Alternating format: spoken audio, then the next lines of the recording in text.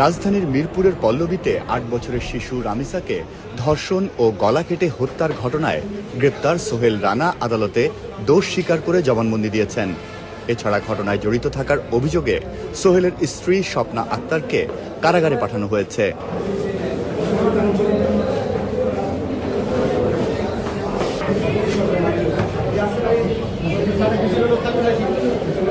আসামি সোহেল স্বেচ্ছায় জবানবন্দি দিতে চাওয়ায় ২০ মে ঢাকার মেট্রোপলিটন ম্যাজিস্ট্রেট আমিনুল ইসলাম জুনায়েদের আদালতে আসামির জবানবন্দি রেকর্ড করা হয়। সোহেল তার যে রামিসা আক্তারের পিতামাতার অনুপস্থিতিতে তাকে তাকে তার রুমে জোর করে নিয়ে এসে সেখানে তাকে ধর্ষণ করে তাকে বাথরুমে নিয়ে তার গলা কাটে এবং মাথা বিচ্ছিন্ন করে ফেলে এবং তার হাত পাও তার শরীর থেকে বিচ্ছিন্ন করে এবং তার মাথা এবং হাত পা এগুলো একটা বালতিতে রেখে তাদের খাটের নিচে লুকিয়ে রাখে।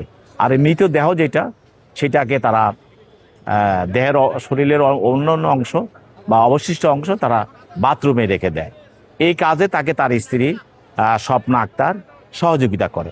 পরবর্তীতে এই ভিকটিম রামিসা আক্তারের মা বাবা তখন তাকে খুঁজছিল, না পাওয়াতে তাকে তার জুতা দেখে মানে ফ্ল্যাটের বাইরে তার জুতা দেখে তাকে শনাক্ত করে এবং তারা সেখানে ওই রুমে তারা প্রবেশ করে, দেখে যে তার এই মেয়েকে এই অবস্থায় মৃত অবস্থায় হত্যা অবস্থায় তাকে সেখানে তারা পায় এবং এই মামলা তাদের বিরুদ্ধে এই দুজনের বিরুদ্ধে পল্লবী থানায় নারী শিশু নির্যাতনের একটা মামলা দায়ের করা হয়। তো মোহাম্মদ সোহেলকে এবং স্বপ্না আক্তারকে পুলিশ গ্রেপ্তার করে আজকে বিজ্ঞ আদালতে উপস্থাপন করে এবং সেখানে আজকে মোহাম্মদ সোহেল বিজ্ঞ আদালতে স্বীকারোক্তিমূলক জবানবন্দি দেয় এবং সে ঘটনা স্বীকার করে এবং ম্যাজিস্ট্রেটের সামনে সে 164 করে, অর্থাৎ সে স্বীকারোক্তিমূলক জবানবন্দি প্রদান করে।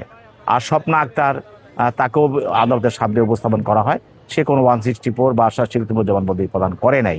তো যেহেতু মূল আসামি অভিযুক্ত মোহাম্মদ সোহেল সে 164 স্বীকারোক্তিমূলক জবানবন্দি প্রদান করেছে এবং করার পরেই দুজনকে বিজ্ঞ আদালত আদেশ বলে তাদেরকে জেল হাজতে আটক রাখার জন্য নির্দেশ দেয় এবং তাদেরকে জেল হাজতে প্রেরণ করা হয়। পরবর্তীতে যদি প্রয়োজন হয় তাহলে তার স্ত্রী স্বপ্না আক্তারকেও তদন্তকারী কর্মকর্তা আদালতে আনতে পারেন, তার বক্তব্য নিতে পারবেন।